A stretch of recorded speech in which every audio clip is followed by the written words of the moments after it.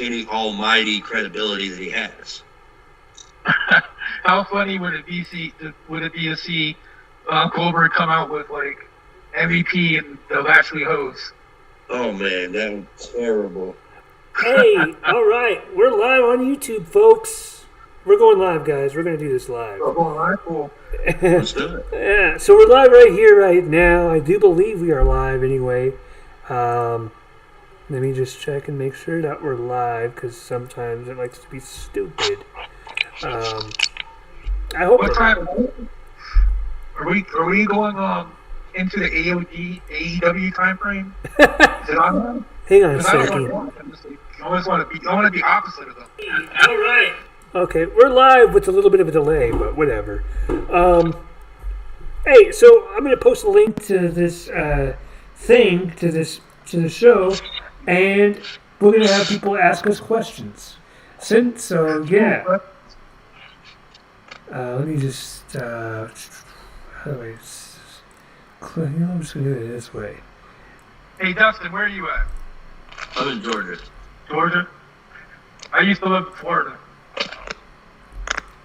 My buddy lives in Florida. My friend, he just moved to Florida, so.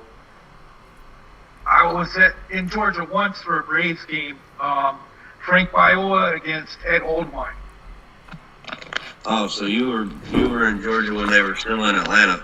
Yeah. The Atlanta Braves are now in Cobb County. I'm wondering when they're going to change their name. Fall in line. That's. I don't think they will. They could be the Cobb County Boss Man. Yeah. Which, funny story about him, I actually played baseball with his nephew. Ray Traylor. He actually, where I'm at now. Wasn't Ray Traylor a wrestler? Yeah, that was Big Boss Man. Yeah, I thought so. Okay. Yeah. Big Bubba from WCW. Yep, Big Bubba. He actually is not too far from. Well, he when he lived here, he actually wasn't too far from where I was. Really? Yeah. I down the street. I live in the same state as. In Stone Mountain, Georgia. It's I'm probably 30 minutes away from. I pass DDP's yoga studio all the time. It's right down the street from me. Oh, cool! Isn't Stone Mountain, Georgia? Isn't that where Jake the Snake is from? Yeah. Yep. Okay. He actually still has a house down there. Oh, all right, perfect. Okay, did it share the link?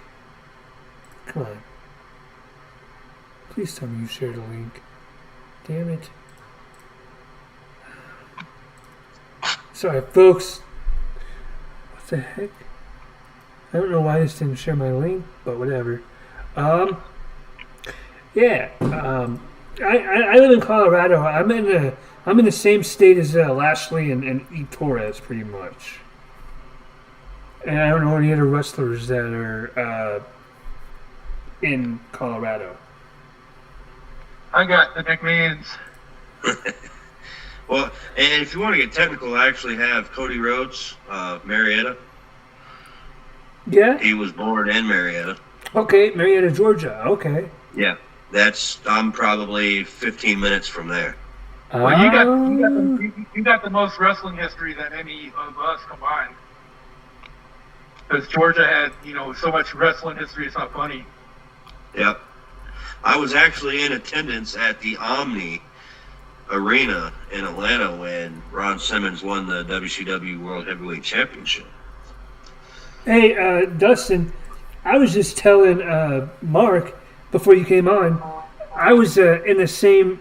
I was at that Raw when Goldberg came back in 2016 after 12 years away, and I actually had box seats, so I was in the box seats, and we had an all-you-can-eat buffet and an open bar. So, how was that pop? That Goldberg pop was really insane, dude. It was fantastic. And I was also at that Raw where the Viking Raiders won the Raw Tag Team Championships. Yeah, that's another team that I think there's so much more for them. For the Viking Raiders? Yeah. Yes. Yeah, I would agree with that. I would definitely agree with that. The name itself is stupid. The Viking Raiders. Yeah, well, I mean, you got to think too is they had that name with the forbidden word of McMahon. You know, McMahon has forbidden words. War being one of them.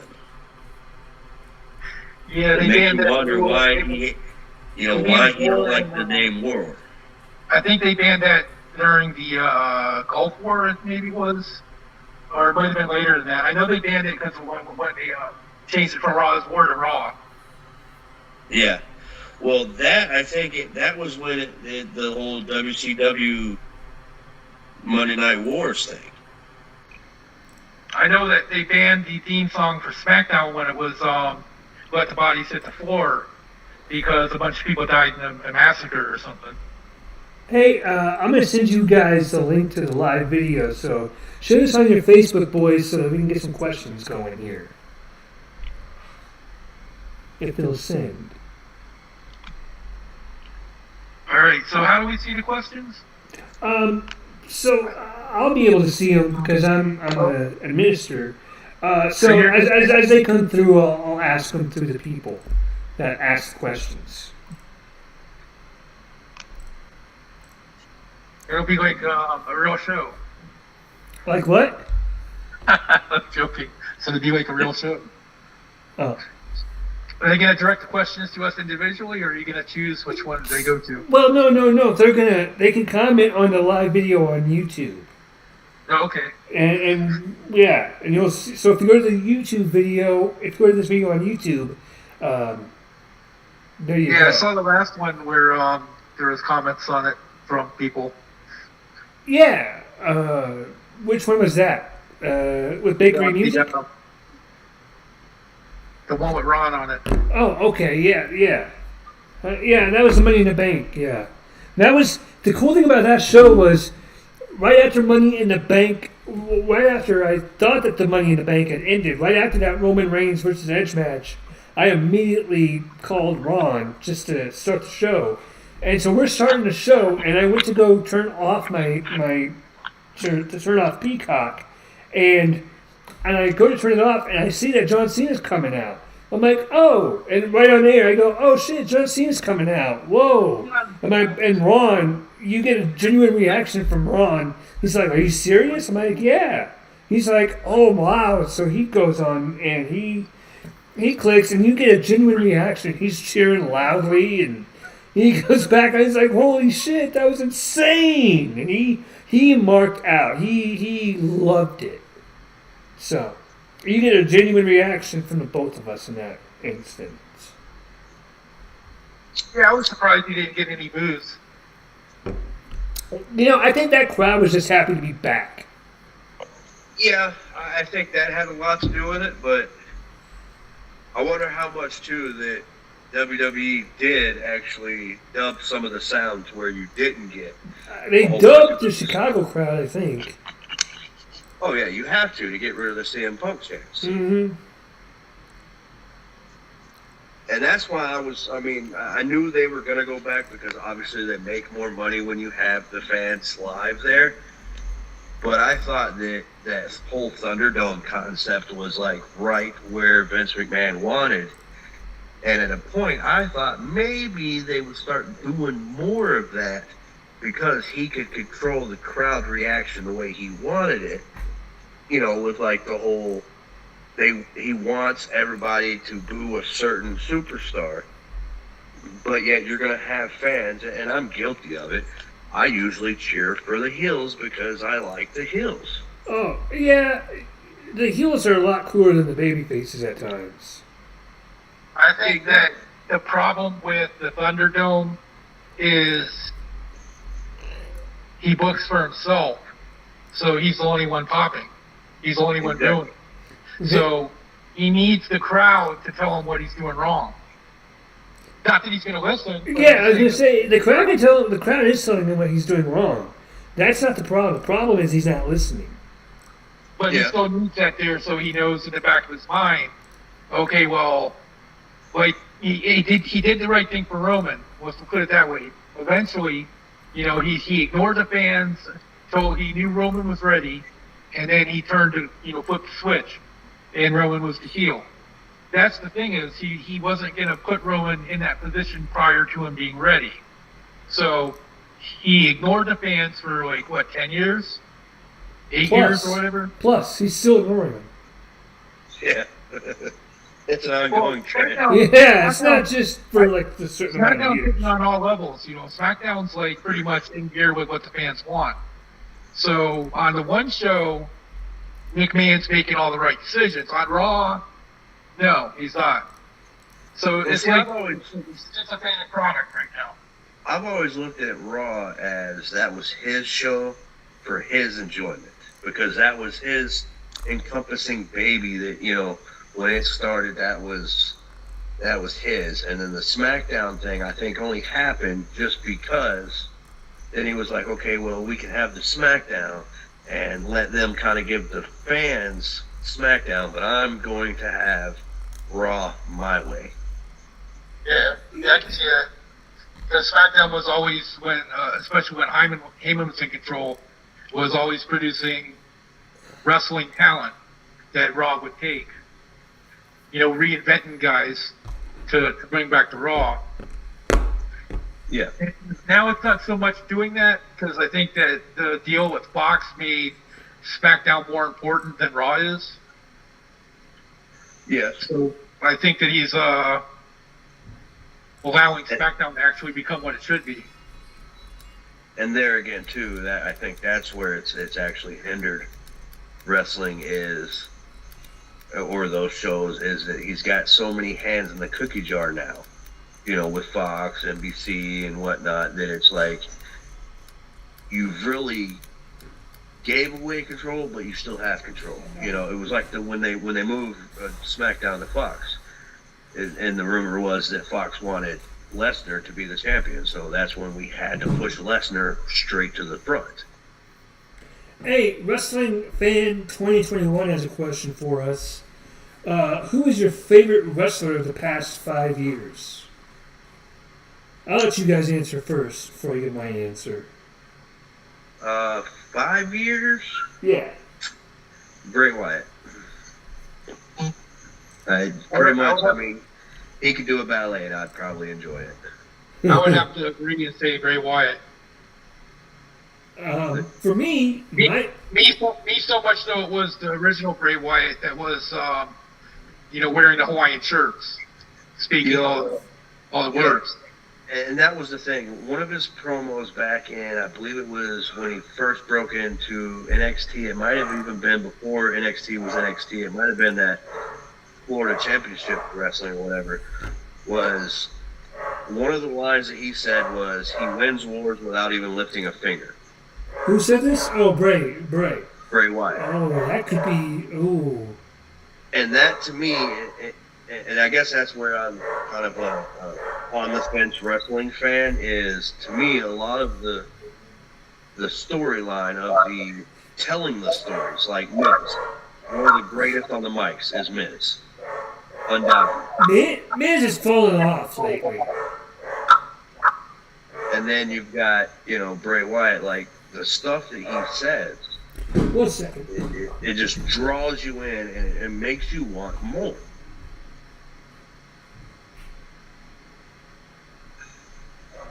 Yeah, you see, that guy could have been used and built around.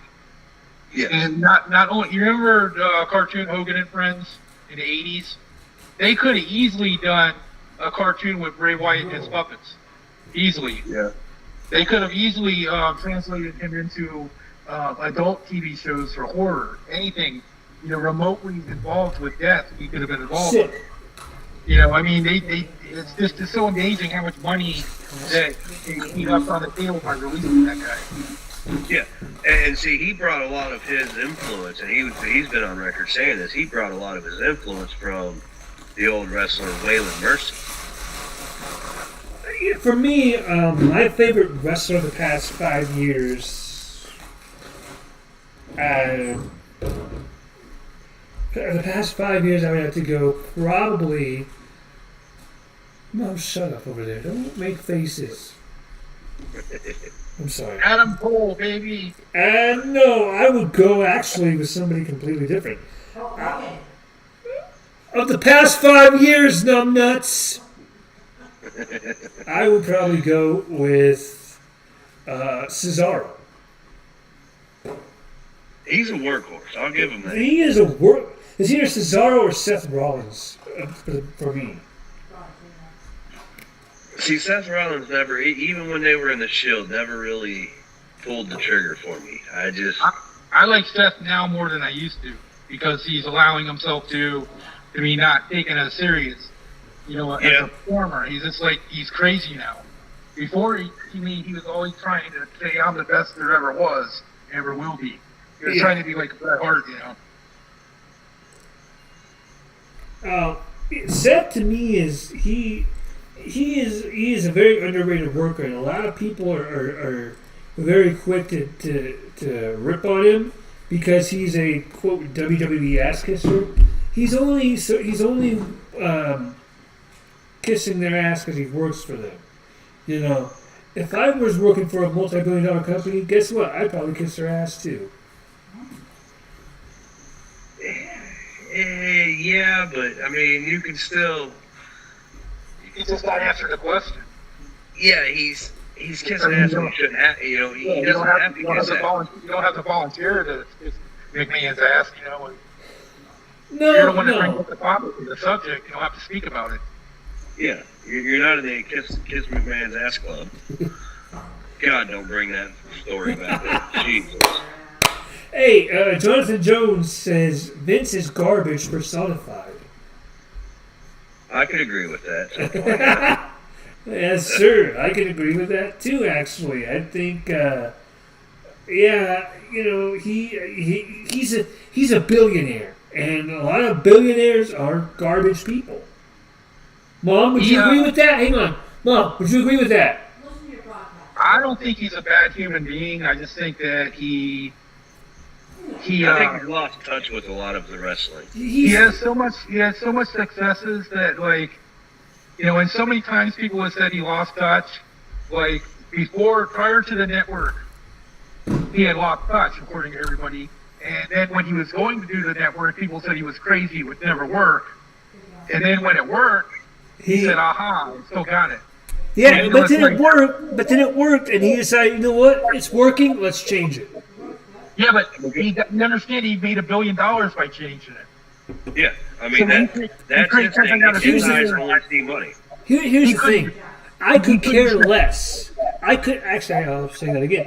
I could not care less about how much money a multi-billionaire makes. But here's my point: is he knows that he couldn't sustain it. They were losing subscriptions left and right. So it's like, okay, you got 1.3 for a base. You need 1.4 to break even. You can't sustain it. There's no growth in it. So rather than worrying about sustaining it year to year, you can sell it for $1 billion for a 5-year deal. In 5 years, if no one else wants it, they go back to the way it was before. But in 5 years, somebody's going to want it. Exactly. Chances are when ESPN's going to want to pay $2 billion for it. Yep, I can see. I mean, that it's a smart money business-wise. But when you break it down to the nuts and bolts and the meat and the potatoes of it, it was terrible. But business-wise, it was the greatest decision he's ever made. I think if he was 30 years old, he wouldn't have sold it. But being almost 80, he knows that he can't be there to properly do it. And see, that's something else too. Is a lot of people give him slack for that. Like hey, he's hanging on too long. But anybody put in his position would hold on as long as they could to keep raking in the money. Yeah, I don't think he trusts anybody, to be honest. No. I mean, his kids obviously aren't the answer. Shane's not, and neither is Stephanie. So the only one left is if Triple H could carry the ball. I'm not sure if he trusts them totally yet.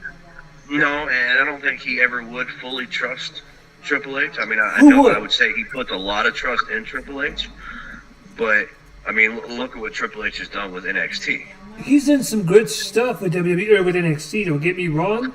I don't know that I would still trust. I don't know if I would trust him with the company. But here's the kicker, though. The only way you can trust Triple H now with NXT is if somehow NXT can rise above WWE. And currently on TV, it's not doing that. No. So you can take everybody, all the talent from NXT right now. You can take all the talent from AEW right now, and you could throw them on Raw and SmackDown. It's not going to increase the numbers. Nope, not a chance. Hey, real quick, Dustin and I, before we started our podcast, Dustin and I actually had a conversation, and I'm going to talk about this for a minute on this show. So last Friday, I was supposed to do the CNC Connection podcast with my co-host, Chris P.S. Martin, and Chris apparently decided that morning that he was completely done with the podcast in general, and I haven't spoken to him since, unfortunately. So he lost his smile. Yeah, we'll say that he lost his smile. And I'm not going to rip on Chris because he's actually a pretty good dude. But he got tired of the podcast. He was done with it. And so the CNC Connection podcast is no longer a thing anymore. However, fear not, because you will still get some classic reviews on this channel. Dustin and I will start reviewing classic shows. So Dustin will replace Chris on the show. And now the C&D connection? I'm sorry? Is it now the C&D connection? Yeah, I guess you could see it's the DNC or the CD connection. Yeah, The CDC. Yeah, there you go. The CDC podcast. The CD, we're taking it back to nostalgia. Does anybody even know what a CD is anymore? Oh, probably not this generation, but I remember those CDs. My sister used to make her own personal CDs with a bunch of songs on them. So. Anybody ever have an 8-track? An 8-track? Huh? See, now you're going into my 8-track, parents. Now the 8-track thing is my parents' era. So. Really? No! How old is the 8-track thing? Good gravy. No! 8-track was 70s. Oh. Is that more grandma's thing then? Okay, my bad. That's my grandma's era. They're not my mom and dad's era. They were. We're gonna hear Seibel get murdered on YouTube. Hey, Zach. Hey, Dustin. If you don't hear from me next week, buddy, that's why. your mom, Crispin, watch it. It's okay. Oh. And she'll listen to an 8-track while she's doing it. No, she listened to a Walkman. That was my mom's era. Was the Walkman? There you go. Yep. The Walkman. The Walkman. There, I just saved myself from death. Yeah. Actually, there was a bar by this rapper named Dax, who I recommend everybody check out. Dax is a really dope artist, and he has a bar, one of his songs where he goes, "CDs, you better walk, man. Like, CDs, fists, you better walk away."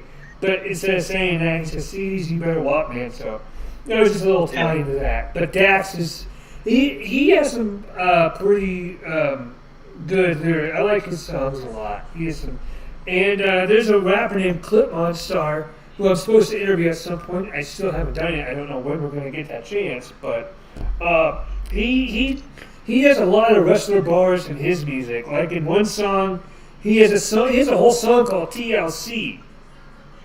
And he talks about that band TLC, and he talks about tables, ladders, and chairs. And he has a song called Grudge. And he says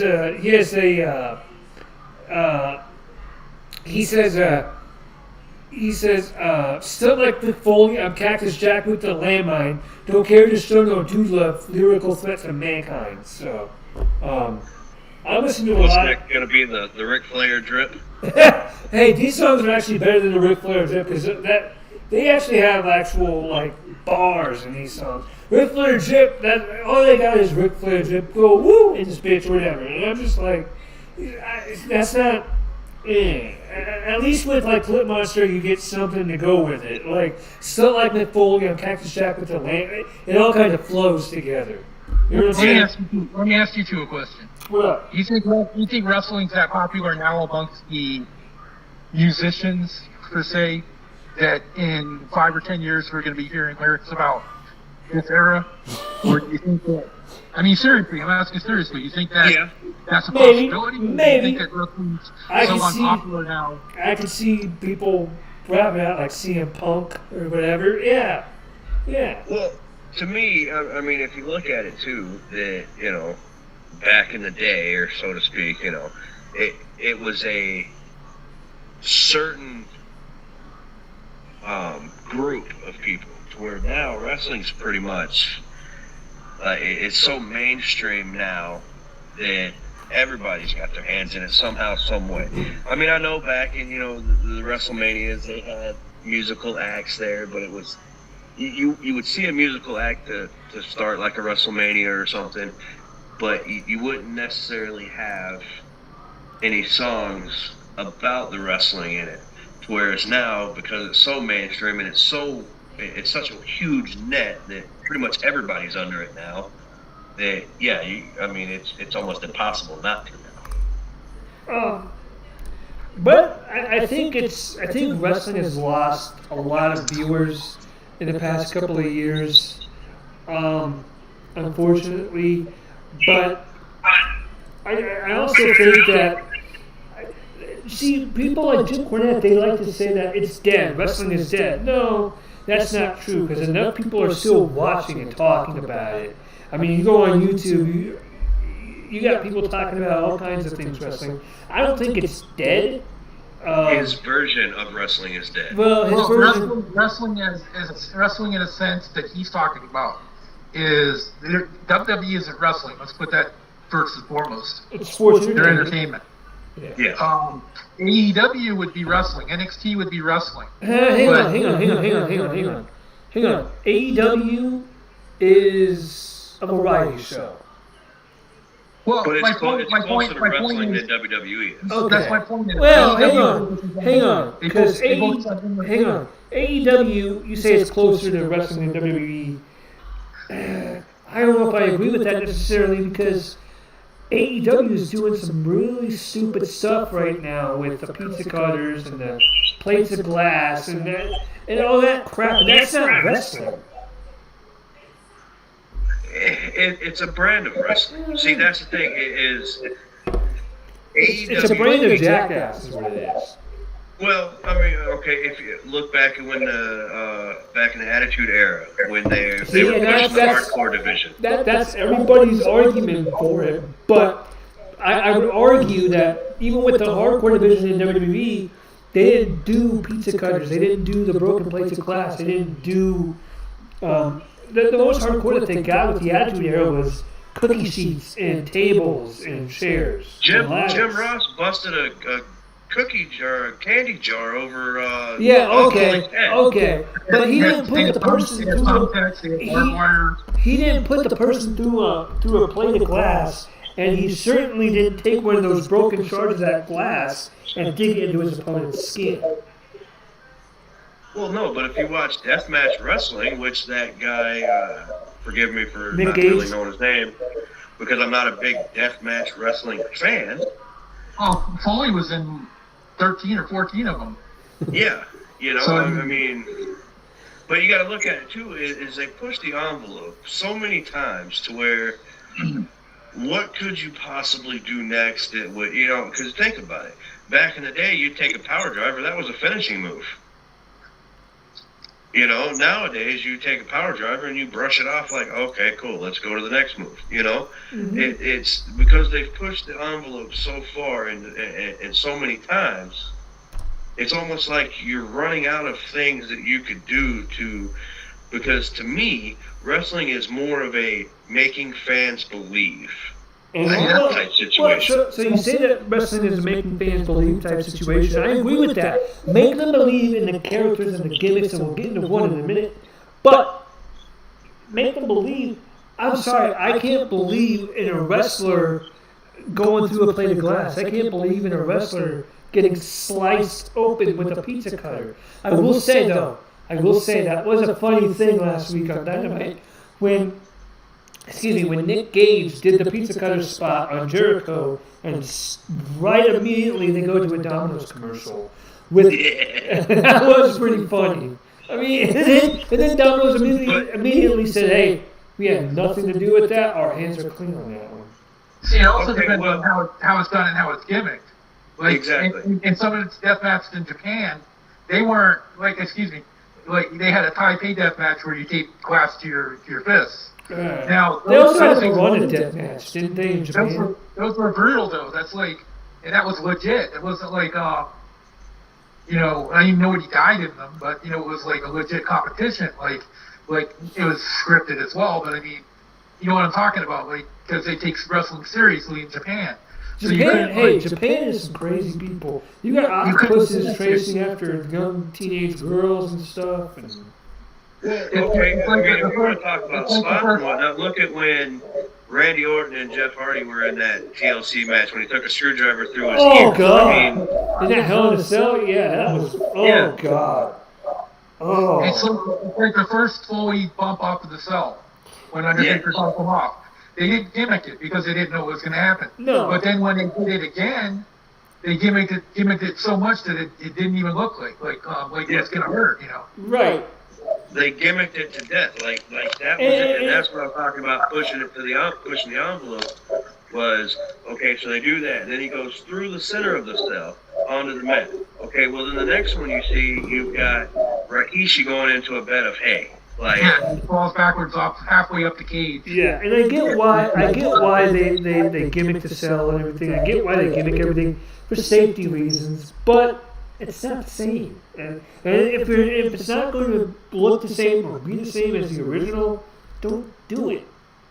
Or look at what the King of the Ring when Kurt Angle and Shane McMahon went to that glass. Yeah, how many times did he have to take a belly-to-back suplex into it before it finally caved in? Oh, yeah, that was just absolutely... Like Dustin was saying, they paint themselves into a corner where they can't not do it, they have to do it. Yeah. It's like ECW started, it was like good wrestling sprinkled in with a bunch of chair shots. And it ended was like a bunch of chair shots with some decent wrestling. Like they went from one table to two tables on fire. It's like you gotta keep topping yourself every show. Hey, what do you guys think about Nikki Ash? What do you guys think about that gimmick? I'm gonna let you guys say your piece before I say mine, because I'm gonna go into it. It's not my cup of tea, but congratulations on her for coming up with an idea that a 5-year-old brain would embrace. Because McMahon loves that. Like I was telling you, I messaged Tony Nese and I told him if he came up with like a superhero gimmick for himself, pitch to McMahon. Yeah, Tony the Tornado. Tony the Tornado, exactly. He'd be TNT, Tony the Tornado. Yeah. Everything he would do would be like having an EW tinge to it.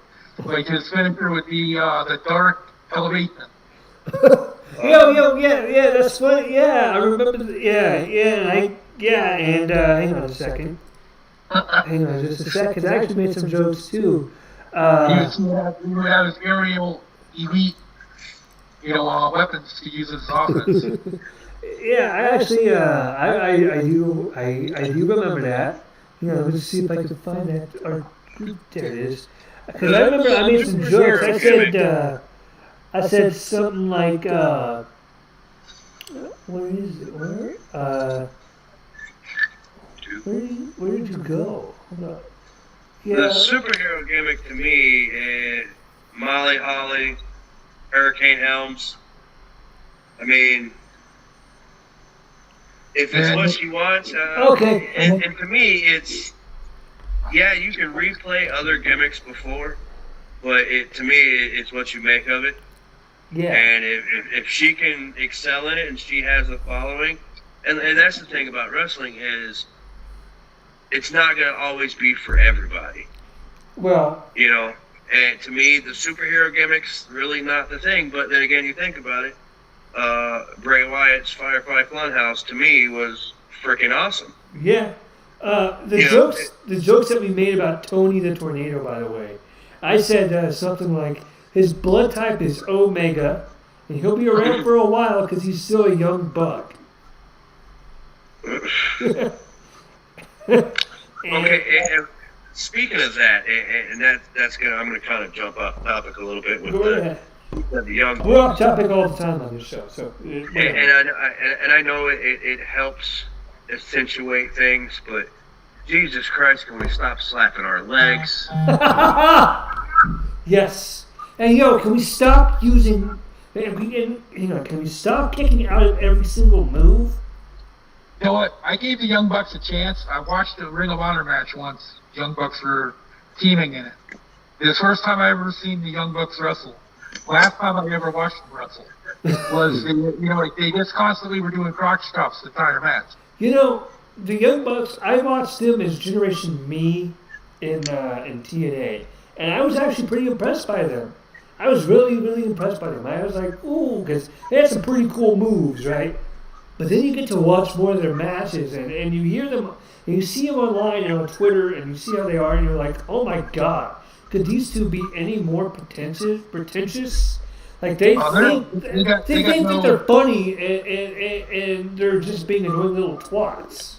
Yeah, I do have to give them credit on that. They take their gimmick outside of the ring, to where that kind of brings you back to the older days when characters in wrestling would never break character. Like you'd see the Undertaker outside of WWE, and he would be the Undertaker. Yeah, I don't think he's playing a gimmick though. To this day, I still think Undertaker. You see him outside WWE, he's still the Undertaker. I still think that. Hey, I think the Young Bucks are who they are. I don't think they're a gimmick though. Well, yeah, no, okay, maybe I've missed what the gimmick is. They are who they are wrestling in real life. It's like that thing where they say, you take yourself and you turn it up to 11. That's that's a gimmick. That's the best gimmick. To me, their problem is that they got such a lousy sense of humor, and they got such lousy personalities that they believe in their own bullshit so much that they're causing a lot of issues with creative. Did you guys see what they did last week in the opening match of AEW? It was the Elite guys, Kenny Omega, the Young Bucks, all those idiots, versus the Dark Order and Adam Page. And the Elite guys, or whatever you want to call them, the Chumps. Let's call them the Chumps. They came out in this, the monster, the Toon Monster gimmick from Space Jam. They had like all these jerseys, and they had basketballs, and one of the Young Bucks, the blonde Young Buck, he actually did like a slam dunk into the hoop, and he missed. But see, and that's the thing is they're so fatty. They go off of all the fads to keep themselves relevant. Look, how many times did they copy what the Rockers have already done? They're basically Hot Topic. Exactly. Yeah. That's what they are. That's why they like that store so much. It's because that's who they are. That's their personality. Is they take every popular trend and run with it. Yes. Whoa! Breaking news, ladies and gentlemen. Apparently, the Allegiant Stadium is going to require masks for SummerSlam attendees. Yep. I said online that everybody should wear theme masks. Yeah. All right, ladies and gentlemen. You know what, guys? This has been fun, but I think it's time to call it a night. What do you guys think? Yeah. Yeah. So, like I said, ladies and gentlemen, Dustin and I, we have our own podcast coming out, starting probably this week at some point. So tune in for that. Also, if you like this video, hit that like button, And don't forget to subscribe, hit the notification bell so you get notified when we upload new videos. I upload almost weekly, so you don't want to miss anything. Until next time, I'm Seibelmania. And hold on. And if you don't like and subscribe it, then I hope your dog pees on your foot. Okay. Hey, that's true. Yeah, so do I. Ladies and gentlemen, that's going to do it for this week's edition of the Seibelmania Friends podcast. We'll see y'all next